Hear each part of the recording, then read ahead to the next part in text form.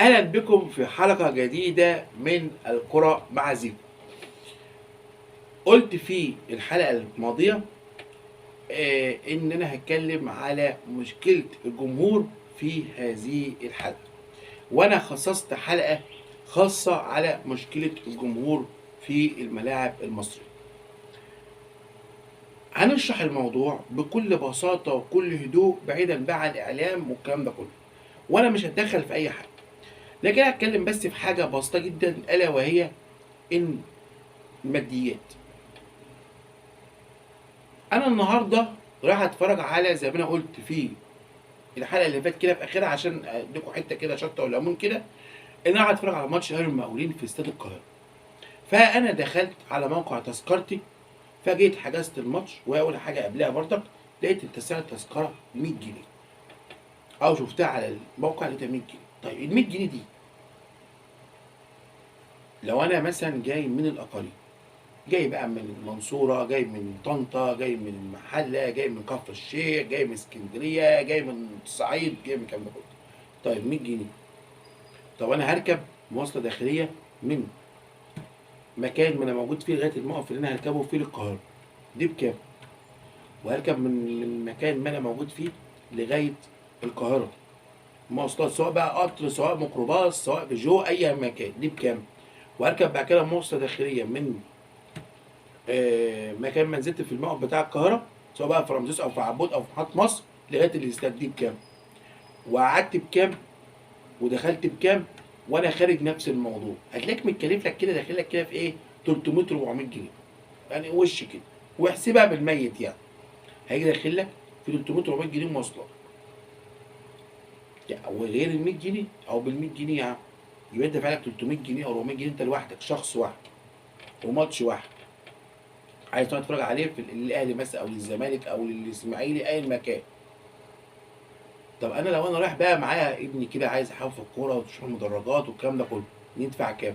طب انا واخد اسرتي ادفع كام؟ بلاش يا عم، هاخد ابني واخد صحاب، هندفع كام؟ لان انا اكلت ولا شربت ولا جبت ميه ولا جبت اي حاجه ولا اي حاجه خالص، ولا جبت اي دوات تشجيع ولا اي حاجه. ال 100 جنيه ديت اكتر من ان انا اسافر القاهره رايح جاي، يعني سعر التذكره اكتر من السفر. انا بتكلم في روابط ولا بتكلم في حاجه تانية، انا بتكلم في الماديات، في ظل الماديات اللي موجوده دلوقتي كده. طب يا عم انا عايز ارفع عن نفسي، دي ترفيه مش عذاب. طب انا رحت وكرمت كده وجبت وانا داخل معايا سندوتشات، معايا سندوتشات، معايا ازازه ميه، يقول لك ممنوع ازازه الميه تاخدها لو هي مقفوله، لازم بغطا الشاي. طيب انا يا عم خدتها وهي مفتوحه كده والميه دلقت من املاها منين في الاستاد؟ يعني استاد القاهره مثلا في حنفيات ميه، ماشي املاها يا عم حنفيه الميه، مفيش حتى كولدير حتى ميه ساقعه لا في عز الشتاء. طيب لو رحت استاد اسكندريه املاها منين بقى؟ ها، رحت استاد المحل املاها منين بقى؟ ها، ما هو في ايه وسائل بقى الموجوده جوه الاستاد، الراحه ليا جوه الاستاد، فين بقى الوسائل؟ لو انت بقى ما انت مش معاك بقى، معاش معاك اكل وجيت دخلت الاستاد، هتلاقي الطقطقين بقى يتباع ويشترى فيك جوه الاستاد.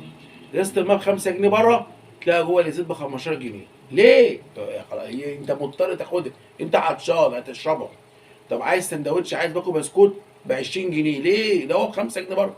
هو كده يا باشا موسم بقى، ما هو ماتش انت مضطر، جعان هتاكل. جه ابنك قال لك بابا بابا انا جعان، هات له يا عم باكو بسكوت لحد كده صبره، دخلت لك في مبلغ تاني خالص. طبعا لو انت داخل الحاجات دي جوه الاستاد لك لا ممنوعات وما اعرفش ايه، زي بالظبط كده الحزام. لو انت لابس حزام وداخل بيه الاستاد، يقلعك الحزام بره، يا عم الحزام ده انت يا عم 200 جنيه يا عم، ما هو ممنوع يا باشا، فتروح بالترنج، ما انت بقى حزام. الخاتم طبعا بتلاقيه في البيت، الساعه في البيت، الكلام ده كله، الموبايل لو فيه سماعات كل ده بره ما بتاخدوش. لا لو معاك مفاتيح ما تاخدهاش، لك آلة حد، فكلها بترميه بقى في البيت، او انت لو انت تروح بقى بعربيه ولا حاجه حطهم بقى في العربيه وانت راكب بقى بلبسهم. فدي كلها عايزين نتكلم في الحاجات دي، دي مشكله، دي مشاكل موجوده. ادخل بقى جيب بقى، ده كل انا حجزت ورحت ما قبل الحجز، ما قبل الحجز في حاجه اسمها فان اي دي كده، اللي هي طبعا معايا طبعا، انا عايز اجددها. فانا لما اجي اجددها لا ادفع في فوري 100 جنيه او 75 جنيه على ما اعتقد، يعني تهيألي لسه ما جددتش السنه دي. خلاص. واروح عشان اطبعها. طب انا في حياتي الفوري عايز اطبع بقى. طب انا منين يا عم؟ انا من المنصوره. لا مفيش ليك موقع تذكرتي في المنصوره. ليه؟ اصل المنصوره ما بتلعبش في الممتاز. طب نطبع فين يا عم الفان اي دي؟ يا باشا ديت فروع شركه تذكرتي. اجي ابص على فرع شركه تذكرتي هو في المحل. يا رب صبرني. اروح المحل اركب بقى قطر، اروح المحل، انزل قطر، اخش. يعني الحمد لله في المحله هي على طول في ظهر القطر الشركه اللي موجوده تذكرتي. اخش واطبع وارجع في القطر اللي بعده واروح. ضيعت كام وقت وجهد ومال. دفعت فلوس قطر وساعتين، ساعه رايح وساعه جاي. خلاص عشان اطبع فان اي دي. قيس بقى على كده موضوع التذكره. انا قطعته ودفعت الفوري. انا عايز اجيب التذكره ماتش مهم بقى زي بكره كده الاهلي والزمالك كده، او الاهلي مثلا والوداد، او الاهلي والترجي.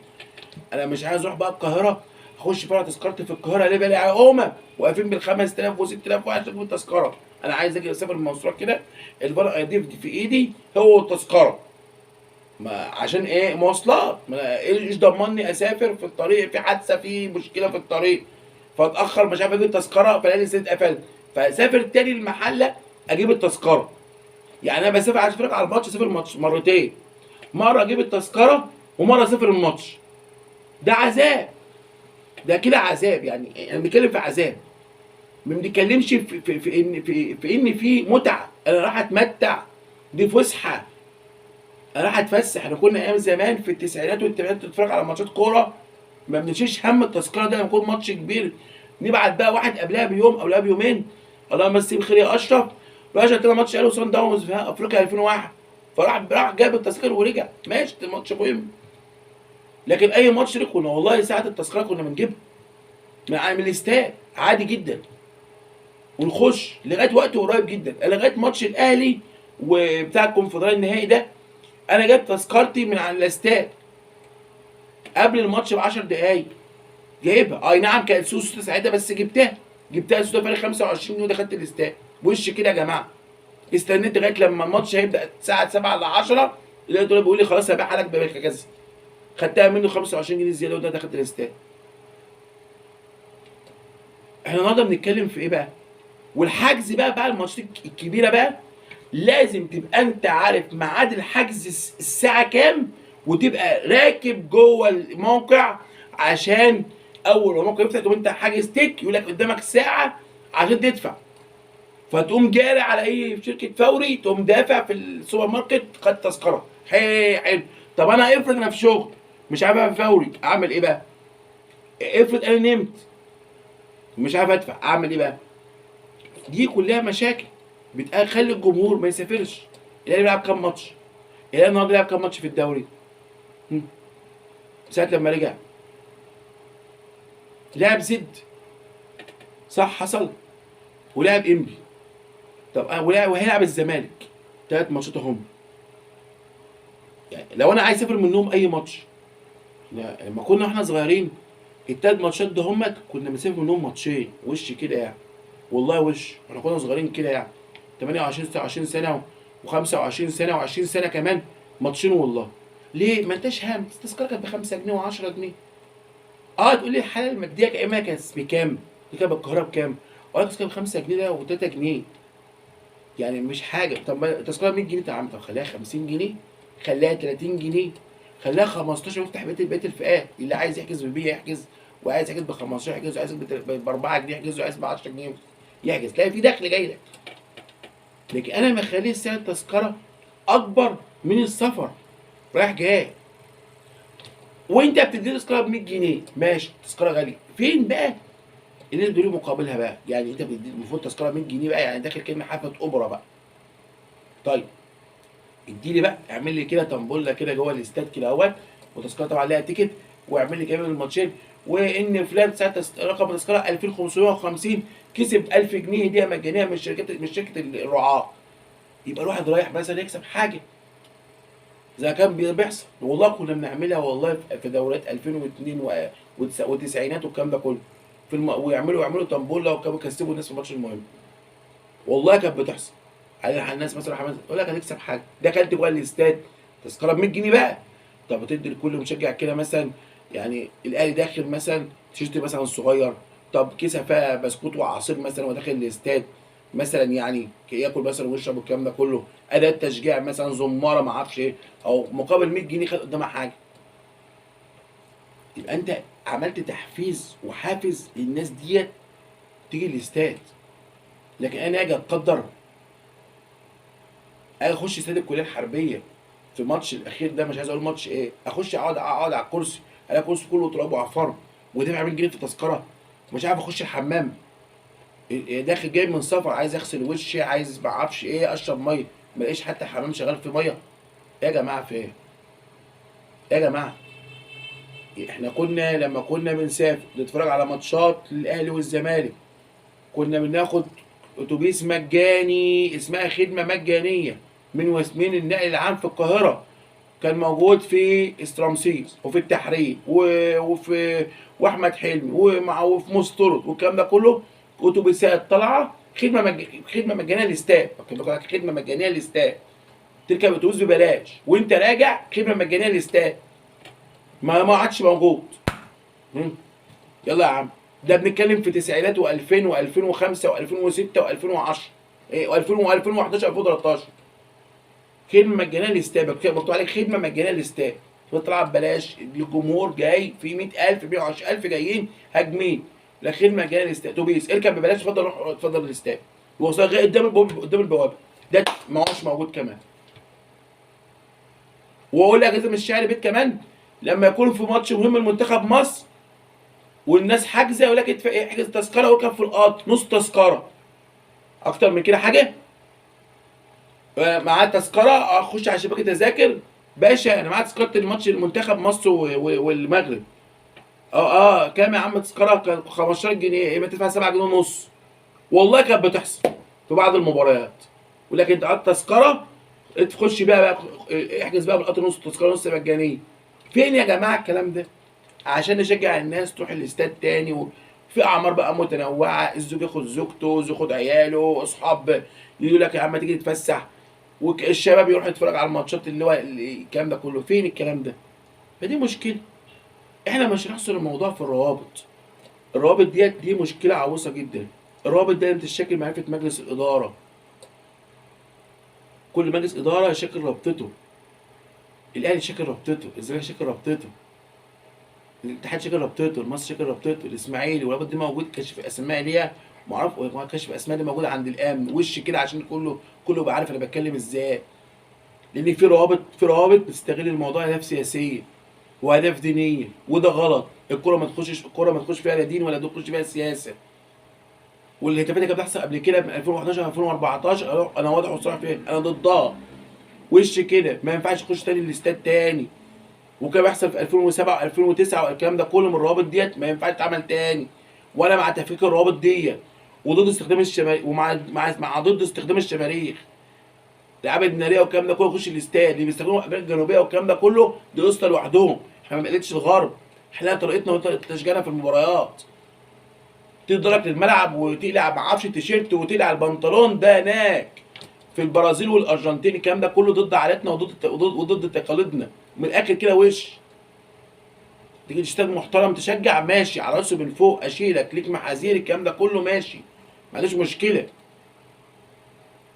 في المقابل هتتحط عليه الروابط دي موجوده، الامن هم دول يشجعوا، عشان ما يحصل هتاف مسيء اشدك من ودانك واحطك في السجن، ولك حاجه عندي وش كده، انا واضح وصريح، اللي يزعل مني يزعل. احنا بنشوف روابط الاهلي وتحديدا اهو، رابطه الاهلي الارتراس بتسافر بره ماتشات الاهلي بره في افريقيا تحديدا، وبيقولوا ايه وهتافات ايه، ويرفعوا لافتات ايه. طبعا استاذ كولر هو في ميه البطيخ، يقول لك الله ده الجمهور بيسافر ورانا غانا وتنزانيا والجزائر والكلام ده كله ويشجعهم وحماس، وشفناهم في البال السنه اللي فاتت مع الاهلي في رواندا، شفنا هدفاتهم، شفناهم في الامارات في السوبر نفس الكلام، والمشكله اللي عملوها في السعوديه في السوبر السنه دي، في الكاس كاس مصر السنه دي كانت مشكله كبيره جدا، اللي هو تركي آل الشيخ، ولولا ان انت اتحبس جوه السعوديه اللي هي فتره المسيئات اللي كنا رافعوها في المدرجات واتمنعت. والماتش كان، واقول لك ازيك من الشعر بيت، الماتش كان مهدد بالالغاء. يلا يا عم، والله ماتش الاهلي والزمالك في السعوديه كان مهدد بالالغاء. لو كانوا دخلوا كانوا عملوا مشكله. له علاقات بس الموجوده يعني لغايه دلوقتي. فاحنا بنتكلم الناس ديت ما ينفعش ما تخش، ممنوع. لان الناس ديت عملت كتير جدا وغابت شباب كتير جدا وعملت مشكله كبيره جدا، مش انت اتكلم فيها دلوقتي. ولسه في عيال نفس الموضوع ده. دي ممنوع اكس كده. روابط تتعمل، مجلس اداره هو مسؤول عن الروابط ديت. يا باشا دول، يا باشا ال 20 رابط، ال 20 اسم ودول اسم مسؤول عن المدرج، هم دول يهتفوا بدول الكلام ده كله. دول الموجودين. الامن سمح، نسمح بقى بدخول ادوات التشجيع، الكلام ده كله، البنرات بشكل لائق، الكلام ده كله مفيش مشكله. وفي نفس الوقت الامن يتساهل برضك مع ناس في دخول بعض الحاجات اللي يعني شاب مثلا راجل كبير مثلا مش هيعمل شغب، عنده 40 سنه 50 سنه داخل في ازازه الميه، مش هيحط فيها يعني، ما هوش هيكسر المدرجات، يحط فيها طوب ويزقل في الملعب. خلاص بقى. هو اسرته داخل بكيسه حلويات، وراجل لابس بنطلون، ما اجيش اقلعه على الحزام بقى يعني خلاص يعني. راجل داخل بغصب، مش اللي يعمل شغب. يعني انا ما اقفش عند دول، يعني انا ما اقفش عند ده، يعني ده ما اقفش عنده.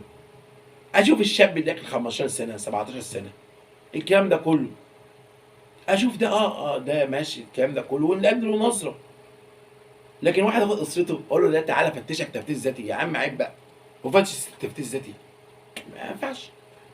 ده حل لمشكله الجمهور، ان الانديه تقعد، عشان تلخيص للكلام، ان الانديه تقعد وتشوف الناس اللي يصلحوا للتشجيع وتكون قاده جوه المدرجات، والنادي يبعت كشف بتاعهم، هم دول يا باشا المسؤول عني، فوزيه وسعديه واحمد واسماعيل وساره وهدير والكلام ده كله، مكان اسماء صبيان وبنات، دول يا باشا اللي موجوده عندي في ماتشات الكوره والطايره والسله واليد، دول قاده التشجيع.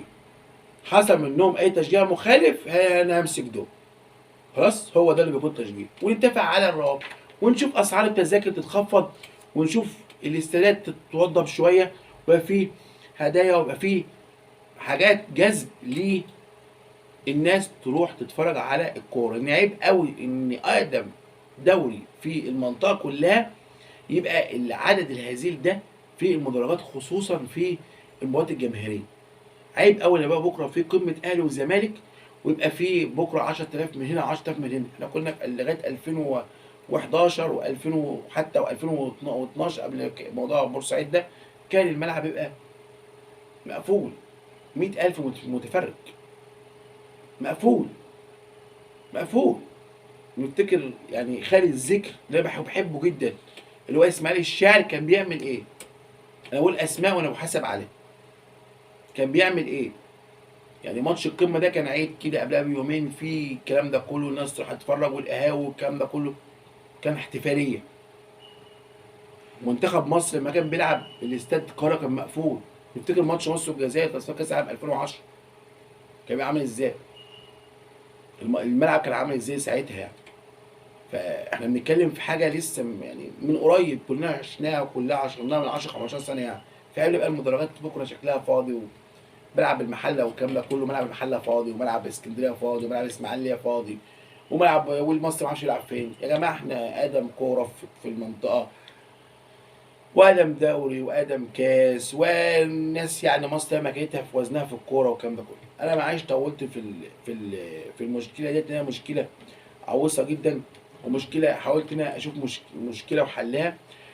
شكرا لكم، والقاكم في حلقه جديده جدا مع الكوره مع زيكو.